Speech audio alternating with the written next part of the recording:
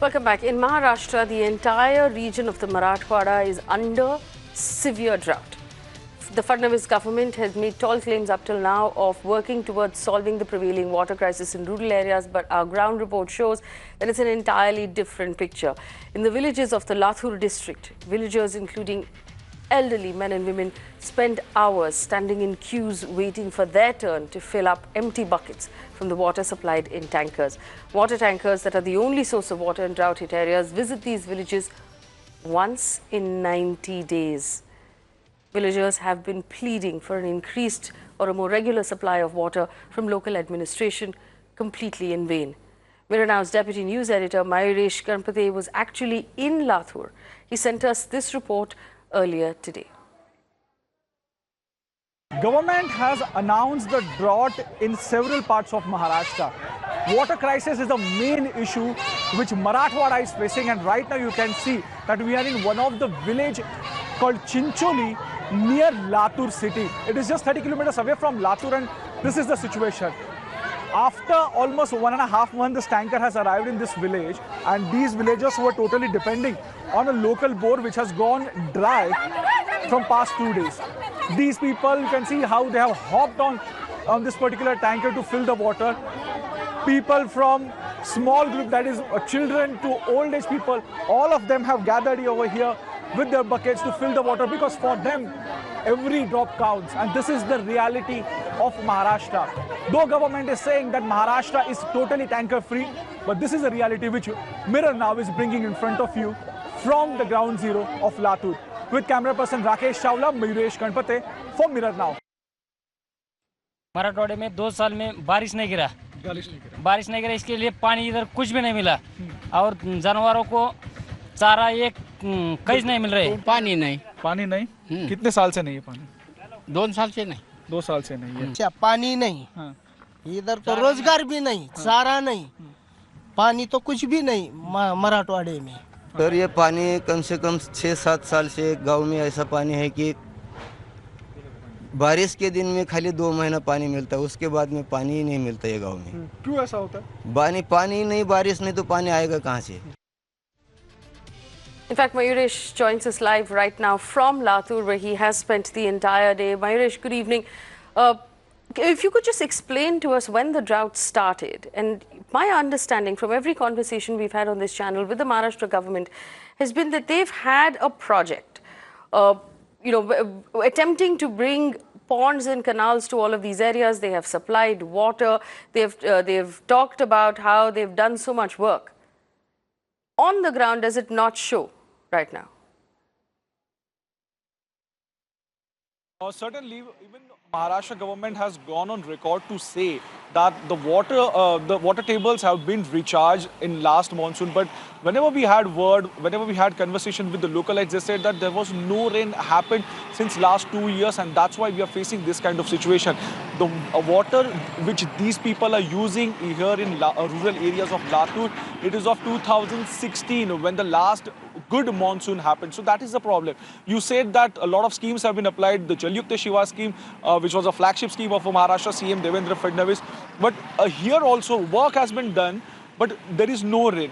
Second thing, every time Marathwada has got criticism for cultivating crop like a sugarcane, because sugarcane requires a lot of water. But still, whenever the good rain happens, the farmers go and they cultivate this particular crop, and that's why a lot of water gets used to it. So there is no control over sugarcane of government. They are not even telling that do not go for this crop, and they are not even giving a good price to other crops. That's why farmers tend to go towards cultivation of sugarcane. Well, tell me something, Mayuresh. You did speak with some of the farmers who said that they have no jobs at this point. Obviously, farming is going to, is going to be a big concern if there's no water. Is there enough drinking water in these villages? No, there is no drinking water, because see, the water which we get in metro cities is like drinking water or purified water. These people have only one line, one pipeline or one source of water, that is the water. So whether it's a drinking water or whether the water can be used for any other thing. So these people really don't have enough drinking water. What I have been told that it's just for next 1 month they have some kind of water, some sort of water in their farm wells, or they have preserved somewhere. But if rain doesn't happen, usually in this area rain happens in the month of May, that is end of month of May. But if it doesn't happen, then certainly the situation will become worse. And moreover, these people are continuously asking for a tankers. That is the only source of water which these people feel, because their wells have gone dried. The bore wells which government has given them, they have gone dried. So that is the last option which these people are asking. But as you must have heard from the Maharashtra state government, that Maharashtra government is saying that there is no tanker in Maharashtra. Maharashtra is tanker free. But what about these people who are staying in a rural area? They want water. So isn't it the government's duty to provide them water? Today I visited a small village, Chincholi. That particular village had got tanker after 1.5 months. So you could see in the visuals the rush, the fight for every drop of water is because of that. But if government regularizes that, then certainly at least these people will have something at their end. Has the Jal Shivar project made any sort of difference in Latur? Because this is again something that the government talks about quite regularly, that we have managed, to create, water supply because of the Jal Shivar project. Have you seen any evidence of that on the ground? The work of Jal Shivar is still going where I visited today, but whenever I had word with these local villagers, they clearly told me that if rain is not happening, then how this Jal Shivar work is going to help us. They're also asking that Maharashtra government 2 years back or 2.5 years back, they brought the train from Western Maharashtra, water train. Everyone appreciated. Where is the water? Where is the train now? So these questions these people are asking, and that's why there is a migration in Marathwada, because a lot of farmers have stopped cultivating, they have stopped farming, and they are working as a farm laborer or a sugarcane crusher in Western Maharashtra or in Karnataka. Right, Mayur, thanks for bringing us that update. Elections aside, this is a human interest story. There are people currently struggling without water to drink. And that perhaps the piece of information that Mayuresh gave us, that water tankers only come in once in 90 days. And they wait for days for, for the water to come in through the pipes. Everyone's standing in line in the entire village. There are no jobs at this point, and agriculture obviously has taken a massive hit. And we're going to continue to track that because we do believe that these are stories that ought to be told at prime time. Moving on to our other focus in breaking news that's just coming in, we understand that raids are being conducted at this point at DMK Secretary's residence at Geeta Jeevan's house. Jeevan's house is Kanimozhi's base in Thoothukudi. Kanimozhi is the DMK Thoothukudi candidate in the election. The flying squad is conducting raids right now in the home or the base from which Kanimozhi is running her election campaign. So this is the information that we get right now. Raids are being conducted at the DMK Secretary's residence. This is Geeta Jeevan's residence. Geeta Jeevan's house is currently being used by Kanimozhi as a base for her campaign in Thoothukudi. She is the candidate in Thoothukudi at this point. Pramod joins me on the phone line. Pramod, what can you tell me about the raid that's currently taking place? Well, the raid has started only 20 minutes back, and as per our people from there, they have stated that close to 10 flying squad officials from the Election Commission have approached, and the modus operandi for these flying squad is that the moment they get a kind of tip about the main issue here is about money distribution, and after Vellore, EC is very careful about that, and immediately once they get a tip, they go and verify it. This is how they exactly went to Dore Murugan's son's house, Kadir Anand, in Vellore also. It was the first flying squad who reached the spot, and post which IT and other officials also appeared. For now, flying squad members, close to 10 people, are inside the premises of the house that belongs to Geeta Jeevan, who's also an MLA from DMK for Thoothukudi, and they are conducting the search. We're unable to connect to anybody from Kanimozhi's team because everyone is present inside and all their phones are switched off so far. Pramod, obviously, this is going to be a concern given the fact that just hours ago there was a decision not to conduct the polls in what part of Tamil Nadu because of the kind of money that was exchanging hands. If you could just offer us some clarity, is it the flying squad of the Election Commission or was it the Income Tax Department that's conducting this raid? For the first information we've got from the zone is that flying squad is the one that has reached the spot and they're inside, and presumably following flying squad, IT members can also anytime reach the spot. The same kind of pattern that occurred in Vellore only is occurring over here.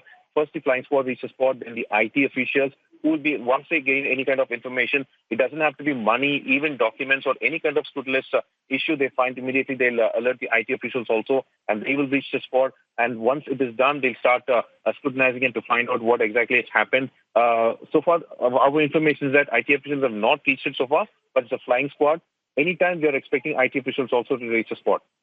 Well, Pramod, if you also give us an update on Vellore at this point. We understand Vellore's, election, Vellore's polling, which was scheduled for the 18th, has now been countermanded, which means that it's been cancelled. Do we have any information now on what the Election Commission has said after that? When will Vellore actually vote? What was the main concern in this case? The main concern in this case is that the amount of detail, because what's happening in Kanimozhi South, so first on 29th of March, flying squad approaches Duraimurugan's Sun South Kadirana and Vellore. They were not granted entry. DMK IT wingers was outside and they did not allow them. And after a huge debacle, after other officials entered the place around 3 a.m. in the morning, though they have reached the space by 9 p.m. itself, 10.5 lakhs they retrieved over there, which did not have any kind of documentation. However, it did not end over there. On the 1st of April, the IT department, especially the flying squad, once again gets an information, a tip that money is being stored in another area. It was a cement godown that belonged to a DMK functionary called as Poonjole Srinivasan. The problem here is that it was all new, crisp notes, properly arranged in bundles. And the other thing is that it also had the ward number. There were some documents which are also shown on video to us, which actually had the ward number and the amount of money that should be provided to the people with the count of people, count of votes in that ward. And that's the reason Election Commission considered that money has definitely played a bigger role. That is until now, that is the evidence they got from one constituency alone. And that's why they went ahead and just like how they did in MK Nagar, Satyaprada Sahu, the chief election officer, provided the information to EC and they have listened to it. Pramod, actually, we have a question from one of our viewers, which is a very valid question, which is, what is a flying squad? You keep mentioning the flying squad. What is the flying squad, Pramod? Would you help us understand that better?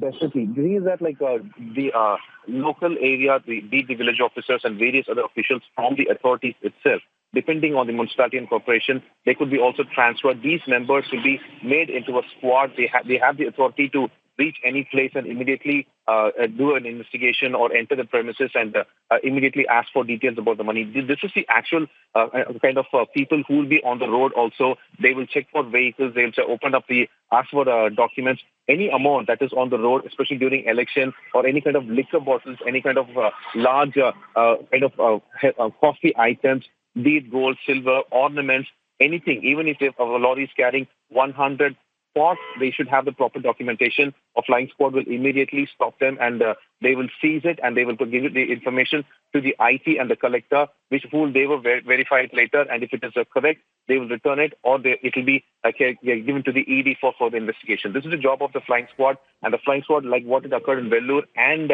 in Thoothukudi right now, they also have the authority to enter the premises to search, all because they want the elections to be conducted without any kind of illegal activity. Thank you so much, Pramod, for that update. A quick clarification also, as Pramod gave us, the flying squad is basically a small team of election authorities who've been given the responsibility, as opposed to a static surveillance squad that stays in one place in the election office. The flying squad actually moves around. It responds to complaints. It responds to tip-offs about money being distributed or money coming in.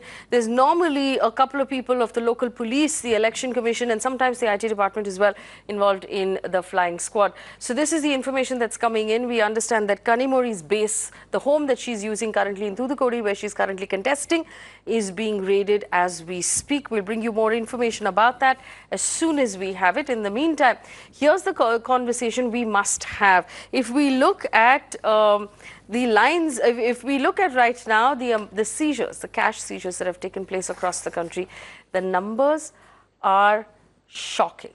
This is where we are at this point. A total value of 2,604 crore rupees of cash and liquor, drugs, narcotics and precious metals seized from across the country.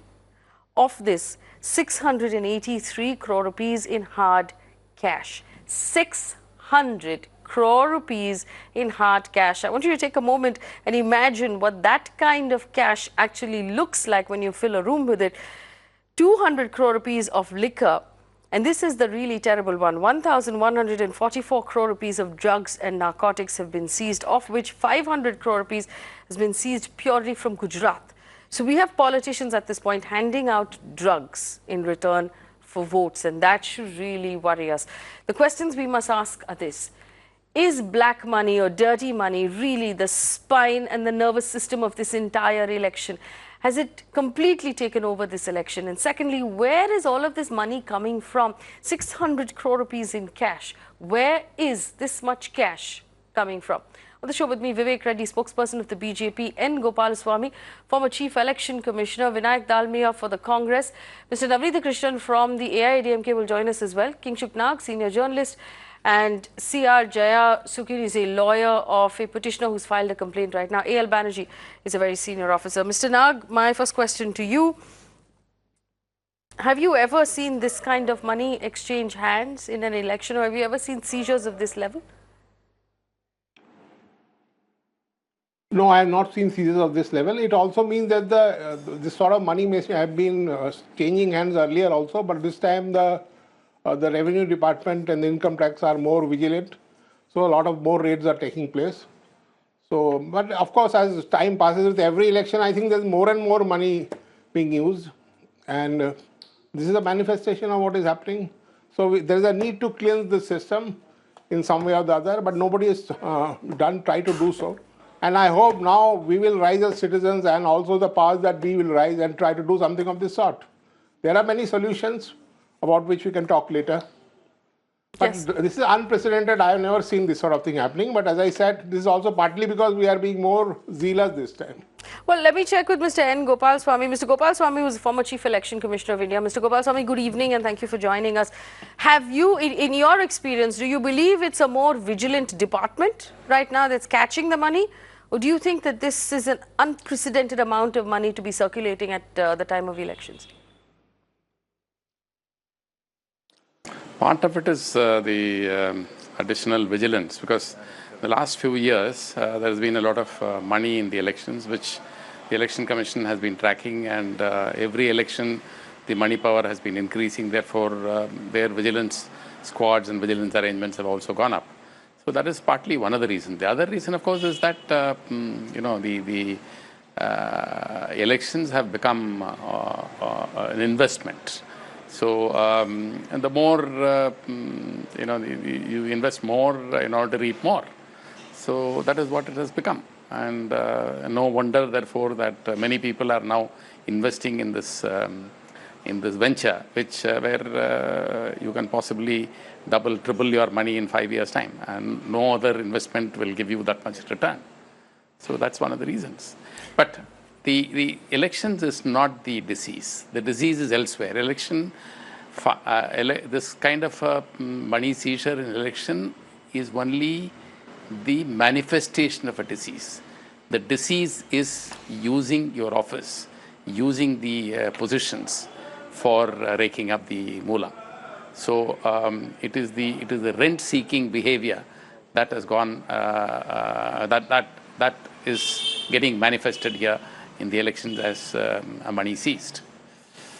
Well, Mr. Gopalaswamy, for me personally, the thing that I find most distressing is the drugs and narcotics seizures that we've had so far. 1,144 crore rupees in total, out of which 524 crore rupees so far, I beg your pardon, from the state of Gujarat alone. Punjab and the National Capital Region of Delhi come in next. In your career, have you come across this amount of money being spent on narcotics? Is this unusual? Well, you see, you are taking narcotics as narcotics, but okay, look at narcotics as money. See, look at narcotics as money. It will not be, I mean, I am not very sure from what you described that it was meant for distribution in a particular place. It could be channelized through a place in order to be sold and money made. See, the illegal money is kept not I mean, not always, I mean, not, I don't think for a long time, it is not kept in terms of 200 rupee notes or 2000 rupee notes, etc., etc. It is all buried in terms of various assets. And narcotics is a fast-moving item. So, you know, you pay and get the narcotics, you distribute it and get more money. So it could also be trafficking. This is one. Second is that it is quite likely also that this was the normal, you know, the normal route used to be through Punjab. Now, Punjab and Gujarat, with a vast open area, borders, are always the transiting points for drugs and narcotics, which go all over Southeast Asia and other places. So it is, you know, more vigilance has meant more narcotics have been caught, which actually were meant for, you know, sale elsewhere. That's quite possible. To me, it seems that narcotics is not for distribution, but it is more likely for transit. I mean, it is transiting through in order to get be sold elsewhere. So those you know, cartels and the thing, they're all elsewhere, not in you know, mostly in India. The cartels are operating from elsewhere. Another quick question, so Mr. Gopal if you find out what the yes. My question is, what will happen to all of this money now that the Election Commission has seized 600 crore rupees in cash? What happens to it?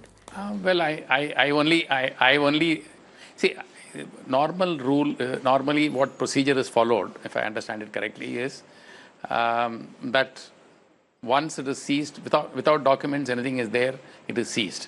After that, if the person comes with the documents and hands over the documents and satisfies, then he can take his money, or he has, you know, jewels or even gold, which is brought in by jewelers, etc., etc. If you don't have enough documentation, or you didn't get the documentation. In fact, here in Tamil Nadu, there have been instances where money taken from one bank's branch to another place without any documentation has also been held. So if documentation comes, it will be left off. Otherwise, if anybody claims, then he has got to prove the claim. If it doesn't prove the claim, it goes to the government treasuries. I have a quick question also for, you know, for our panelist who is a police officer, was a police officer, Mr. A.L. Banerjee joins us right now, former DGP Uttar Pradesh. Mr. Banerjee, the seizures that we are seeing right now, I want to understand your point of view as well. Do you believe this is because we have more vigilant forces on the ground, the flying squads are being more active than they were in the past? Or do you think that at this point it would be safe to say that black money has completely taken over this election? Because we're talking about a total seizure today, as of today, of 2,600 crore rupees. Faye, your figure of 2,600 crore rupees on 15th or today, yes, is about 16th. More than double the amount of money which was seized in the 2014 election. Yes. So definitely it seems that the Election Commission has come out with a scheme or a standard operating procedure by which it is getting hold of more and more things.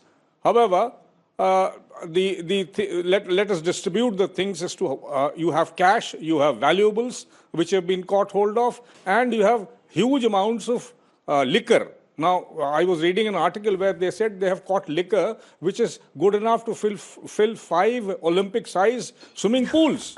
Okay, you can imagine the amount of liquor that has been caught, and that is a figure which is greater than the amount of cash, which is 300 crores, which has been caught probably, and the drugs. Now, again, in the drug system, you see, Punjab is definitely affected by the drugs. So, catching hold of drugs in Punjab is nothing new. Delhi also tops the list. It is number 3 on the list. That is extremely surprising. Delhi does not have a drug problem. And as a panelist was just telling me, Mr. Gopalaswamy was just telling, that Gujarat obviously is an open border. Therefore, the drug is either A, in transit, or B, going to be sold. If it is being sold, then obviously much more money will be made, and that will be used for election purposes. So, taking all this thing together, till 15th of this month, from 26th of March. That is the day when Election Commission started coming out with a daily handout saying how much they have been catching hold of each day, and the figure comes to about 120 crores per day till now. So we have so many more days left for the elections left. Yes. So you can quite imagine the overrun from 2014 will be enormous, absolutely huge. Obviously, the next question would be, has black money or this kind of money taken over the elections? It seems by and large that this kind of money is being used for election purposes, and we are only catching hold of a part of it because the rest is being used. We don't know what is actually happening because the Election Commission has very clearly stipulated that you can only spend so much. So where is this money going to? This obviously is going into the coffers of those people who are probably ensuring that the vote will turn out or the vote will go to a particular person. Yes. And things of that kind. Similar is the case with liquor. Liquor is Actually, distributed. the bigger question is, where is the money coming from? In tiffin carriers, the liquor is... Yes, Mr. Banerjee, the bigger question is, where is the money coming from? Obviously, it is a kind of an investment. Yes. Faye, No, but this much cash you have to draw from some bank. They are investing this money for future. Okay, yes, of course. Well, let me just bring in the politicians. Vinayak Dalmia, I see your hand go up. Allow me to ask the question first. In Assam, Vinayak Dalmia, almost 15 lakh rupees was seized from a hotel and 3 Congress party leaders have been detained. Do you believe or do you agree that cash really has become king in this election? You know, if anywhere you're seeing cash, you're seeing liquor, you're seeing drugs, we are absolutely unequivocally against it, and we do not stand by it. However, the one question I would like to ask this particular government and the BJP is, they had bold claims that after demonetization, black money would go down and corruption would go down. They had bold claims that after electoral bonds, election financing would become cleaner. We are now realizing that both of them were again jumlas, because black money in election is going up compared to 2014, as one of my esteemed panelists said. So therefore, demonetization was a failure even in this. Electoral bonds were in fact created to facilitate this. Somebody should ask the Prime Minister this question. Somebody should ask the BJP's president this question, because they both propagated demonetization and electoral bonds for this purpose. Firstly. Secondly, we don't stand by the use of money or muscle or drugs or alcohol in elections at all whatsoever. We have zero tolerance towards it. Thirdly, if you, however, look at the last 6 months, Faye, if you look at the last 6 months, the BJP has had a Mahagathbandhan with the ED, with the CBI and with the income tax. And through this Mahagathbandhan, they are only trying to harass the opposition leaders. In the last 5 years, barring one case right now in Hyderabad and one case in Northeast in Arunachal, barring these 2 cases, Vinayak no Dalmia, raid has been is taken it not against true, the BJP leader. and I'm reading out of the information. One second, you have to do me the courtesy of listening to my question. One second. The IT department has unearthed 30 crore rupees from the premises of Madhya Pradesh Chief Minister Kamal Nath's aides. This was the 10th of April. If you have no use for cash, why was there 30 crore rupees in cash at the Special OSD, Praveen Kakkar and Mr. Puri's homes during the election? Now you're going to tell me that this was not a real raid and these people are working on behest of government. But the truth is, a raid is a raid. You can't expect me to take one raid seriously and not take the other one seriously. I completely agree with you. You should take all raids seriously. However, when there is a political match fixing and there is a witch hunt and election political vendetta, which is what the BJP is doing through the Mahagathbandhan of the agencies, then you can't take them seriously. Okay, one second. I have one question. Vinayak Dalmia, one second. So you're telling me that when there's cash found with someone in the BJP, when there's cash found in the country, we should consider this serious and we should ask questions, according to you, of the Prime Minister. Then why is it that we shouldn't ask questions of Kamal Nath? Why do you suggest that some raids are government, motivated, politically motivated, and some raids are not? How is that fair? When is Mr. Kamal Nath going to answer for the cash that was found in the homes of his associates? It's not I'll answer your question. I'll answer your question, Faye. Firstly, you're innocent till proven guilty. Unless we decide otherwise on this TV debate, you're innocent till proven guilty. So let the investigation happen against any single Congress leader, and I say this with responsibility on national television. Let any investigation happen. Let evidence be found. Let there be somebody be actually found guilty. Then we'll have a debate on this, firstly. Secondly, the question I'm asking of the Prime Minister is what happened to your grand scheme of demonetization and electoral bonds? You promised the nation that through both schemes, black money in elections will go down, corruption will go down. Even your Finance Minister, Arun Jaitley, had said that electoral bonds are going to help in reducing black money. Please, somebody should ask them this question. The black money has gone up from 2014, post-demonetization and post-electoral bonds. Both were jumlas. Both were an eyewash. Mr. Vivek Reddy, do you want to respond to that? But why is nobody asking the government this question? Actually, one second. Let me just ask Vivek Reddy one question. Vivek Reddy, Telangana, 8 crore rupees cash belonging to the BJP's Telangana unit was seized by the flying squad. DCP Vishwa Prasad claims the money was withdrawn by N. Gopi. In Arunachal, 1.80 crore rupees in cash seized from the son of BJP candidate. Is cash the king this time, Mr. Reddy? Where is all the cash coming from? Well, Faye, let me tell you one thing. If there are cash seizures, then these seizures really point to the usage of cash in these elections and also point to the fact that the fair process of election is maligned, be it from any party. Let me tell you, I wouldn't want to toe the line taken by Vinayak that if it is by one party, it takes one, it is not proved until guilty. And if it is by the other party, then it is all about certain things. No, I think there is the play of cash in our elections which affect the free process, one. So now, this has been a big challenge. This is not the challenge of today. It has been a challenge since 1950s that we have been trying to curb cash through various means. Demonetization but the number of black money has increased after demonetization. Was a means to curb this practice. Demonetization has increased the black money. Electoral bonds has increased No, do not interrupt each other. Mr. Dalmia, you asked your question. Please do the courtesy of listening to the answer. Mr. Reddy, you promised us during demonetization that if we stood in line, there would be no politician using dirty money. So where is the dirty money coming from? Let me just complete. Yes. Let me just complete. There was an earnest attempt made to convert to a cashless economy. And that earnest effort was seen by introduction of beam cards, introduction of various methods through which we could transition into the cashless economy. But what was the problem, honestly? The problem was that this could not be a solution for all sectors. Let me come in, Faye. For all segments of society.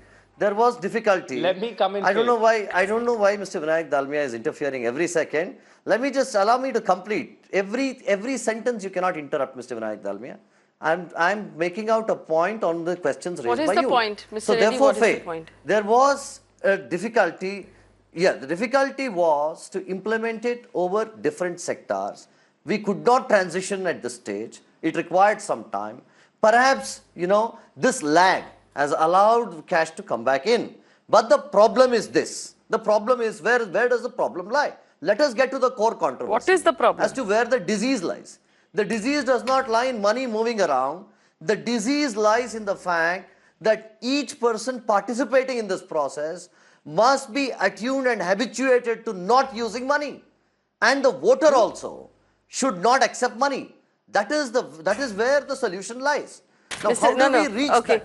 All right, we've heard your answer. Mr. Reddy, now listen to the rebuttal. Mr. Reddy, now listen to the rebuttal. And electoral bonds, Mr. Reddy, unless and until our attitudes change, it is not possible. All right, very good. I completely agree with you that the solution to the problem of black money is to convince all the participants of an election to not use black money and convince all of the citizens and voters not to accept it. If this is the solution, why on earth, to heaven's sake, did we do demonetization if that was not the solution to the problem?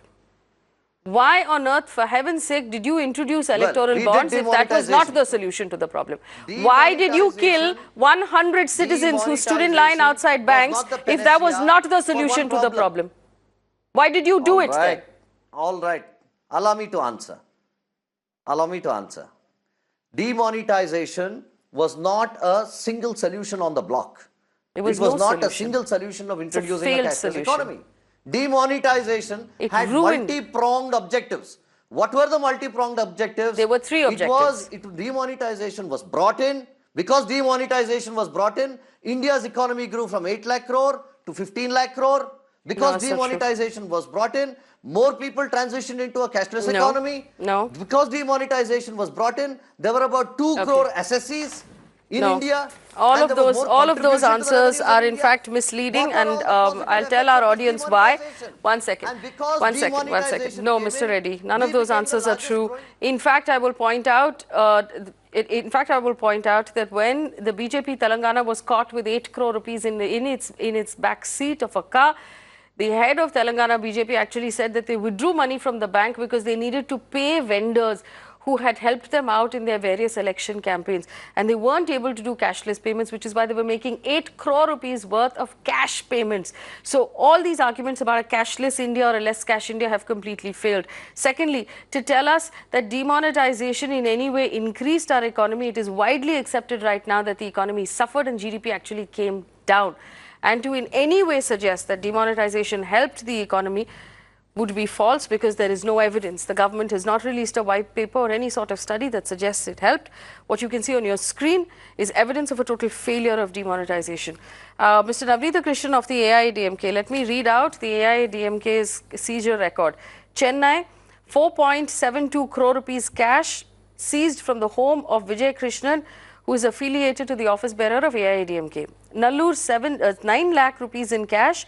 For election flying squad seized it from a vehicle belonging to AIADMK. Salem, 10.48 lakh rupees in cash from the Union Secretary of the AIADMK, Mr. A.P. Mani. Can you please tell me why the AIADMK is using this much cash? Mr. Navneet Krishnan. No, madam, this is the persons from whom allegedly seized this money, they have got their own explanation. It is not, you cannot presume that the money is meant for the election process on behalf of ADMK. I strongly deny it. So, now, actually ADMK is not using the money for bribing the voters. So, comparing with other seizures from other political parties, please, the ADMK is absolutely nil. The money power never utilized, never employed in the election process by ADMK. So I hope the alleged seizures from ADMK people will offer proper explanations. It is not meant for election process. Mr. We've just had the elections at Nallur contrabanded. Hello. Are you telling me this is not a single rupee was in any way, no cash at all was exchanged hands by the AIADMK? The 11 crore rupees that was seized at Nallur? Yes, definitely, madam. ADMK is not bribing the voters. No doubt about it. No doubt about it. Okay. ADMK is not bribing the voters. Mr. Gopal, I want to go back to Mr. Gopal Swami at this point. Mr. Gopal Swami, you've heard the arguments of all of the politicians. Now, unfortunately, these arguments are very convenient. This is allegedly, nothing has been proven. We don't believe, our party has not done anything. And this is how the election process will go through. But at the end of the day, there's something seriously wrong with the system that depends on this kind of money. After demonetization, after all the laws have been brought in, where do you see the problem right now? Madam, you are barking up the wrong tree. Demonetization, this has nothing to do at all. You see, if you think that all this money which is made illegally is all kept in cash, you are wrong. The money is never kept in cash. It's all kept in assets. Then as and when the elections approach, the assets are sold and money is made. And you see in the Vellore case, the money which was seized was actually drawn from the bank only a few weeks earlier, or just about a week earlier. So some assets would have been sold and then the money deposited and money taken out for election purposes. So it is all, you see, as I told you right in the beginning, politics unfortunately has gone down today in India to an investment, okay? Very fast multiplying investment, so which you invest the money and get the return in 5 years, which is double, triple, or whatever it is. So it is actually, the problem actually lies in your office, rent-seeking nature of office. It's gone are the days when people attain power in order to serve the people. I don't think it's valid today. Much of the time what happens is you serve yourself first. You see the increase in the assets of many of the contesting candidates. It's enormous. And nobody in his senses will accept that this kind of increase is possible in any business excepting politics. Well, Jaya Sukin joins us as well. He's a lawyer of a petitioner who has actually asked the Election Commission to suspend all, who's asked the courts at this point to suspend the elections in Tamil Nadu altogether because of the money that's exchanging hands. Could you please tell us what is your argument right now before the court, Mr. Sukin?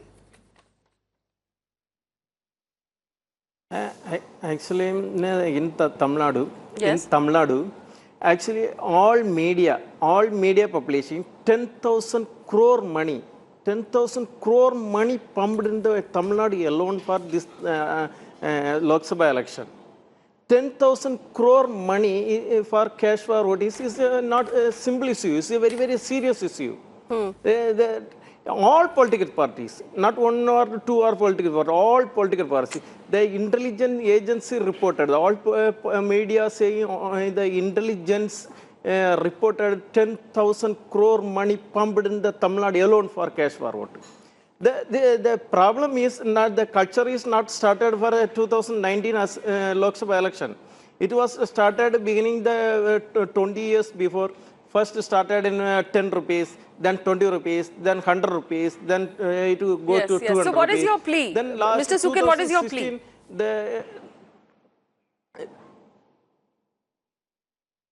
Hello?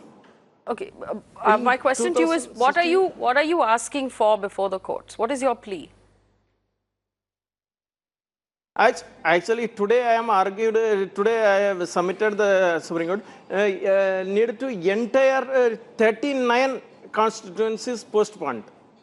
You want because the Election Commission declared 550 crore captured in all places. All right, okay, so that's a fair point. I just want to take the question back to Mr. Kingshuk Nag. One second, Mr. Nag. If I look at the numbers of the Election Commission seizure report, Tamil Nadu actually a total seizure of 510 crore rupees so far, of which 204 crore rupees in hard cash.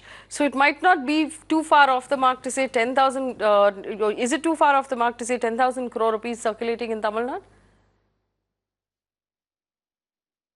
No, it is not too far off the mark. Andhra Pradesh, Tamil Nadu, all the neighboring states are like this only. And Vellore constituency, of course, I don't know.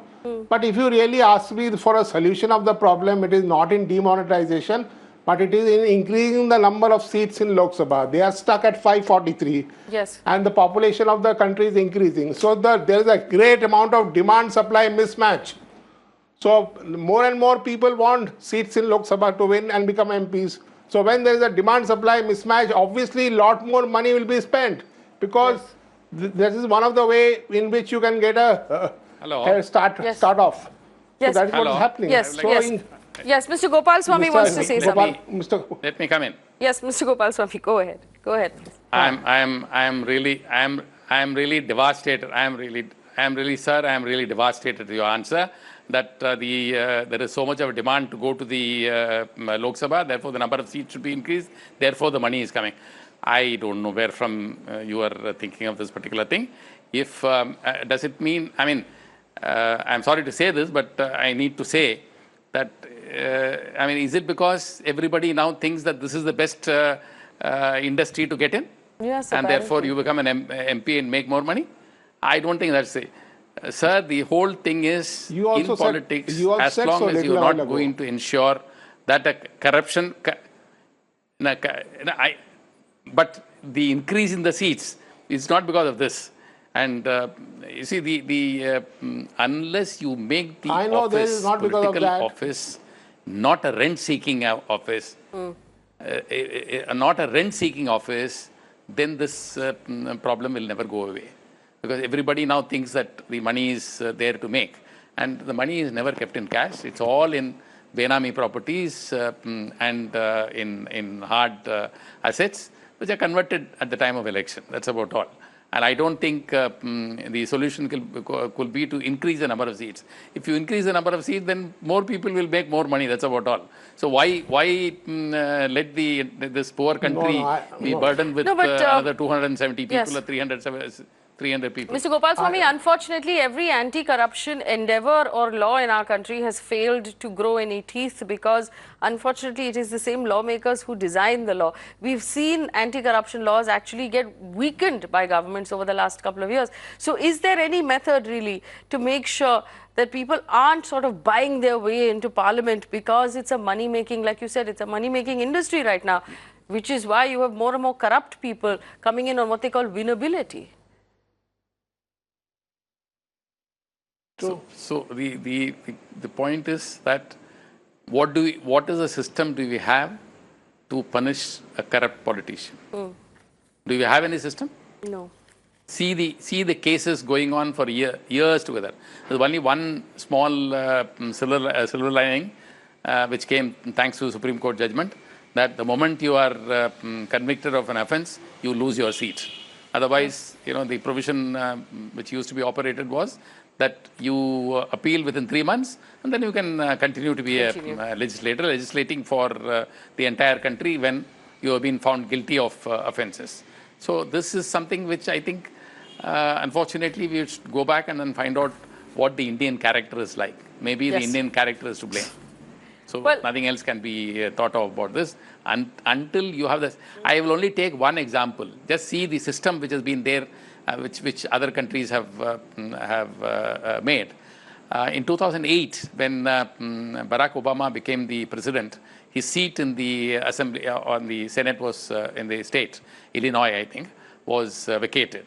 According to their laws, the governor was empowered to appoint somebody in his place for the interim, for the remaining period of his term. Somebody was appointed, and 4 or 6 months later, it came to be known that governor had appointed somebody by taking money. Now you can laugh, saying that after all the crows are black everywhere. Anyway, but the difference was within 1.5 years, he was charge sheeted. This governor was charge sheeted, found guilty of one of the 21 or so charges given, and I think possibly he got 25 years in the jail. Can we have a system where anybody, for that matter, whether it's a politician or a bureaucrat, the cases can be conducted and completed within a year or year and a half time and punished?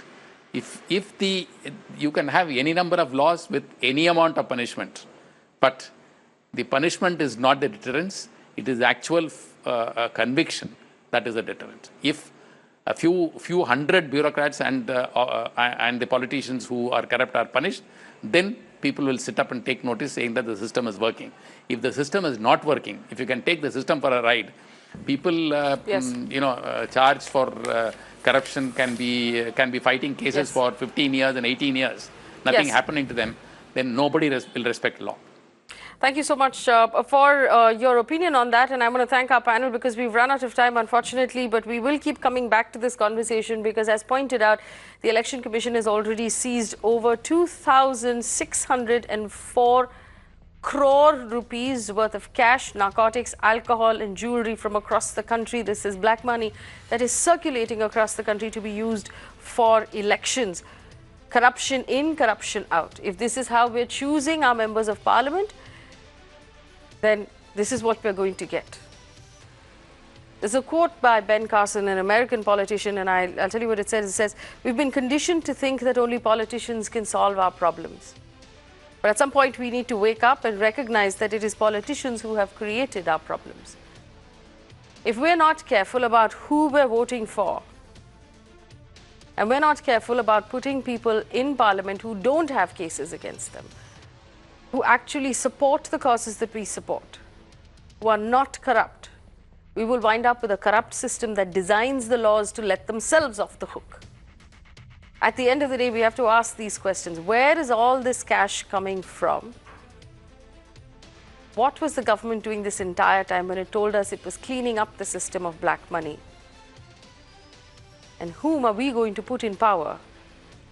Remember, successive governments have weakened the anti-corruption laws over the last several decades. We need to make sure that we put a couple of people at least in parliament who will ask serious questions. Garbage in, garbage out. Thanks for watching.